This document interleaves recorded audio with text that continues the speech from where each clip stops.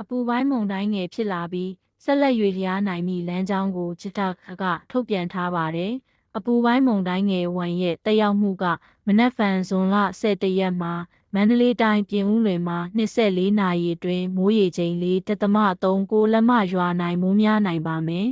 ။ရှမ်းပြည်နယ်အရှေ့ပိုင်းဒေသအချို့နဲ့တာချီလိတ်မြို့မှာ24နာရီအတွင်းမိုးရေချိန်2.24လက်မရွာနိုင်မိုးများနိုင်ပါမယ်။ရှမ်းပြည်နယ်တောင်ပိုင်းတောင်ကြီးမြို့မှာ24နာရီမိုးရေချိန်1.38လက်မမိုးအသင့်အတင့်နဲ့မန္တလေးတိုင်းမန္တလေးမြို့မှာ24နာရီအတွင်းမိုးရေချိန်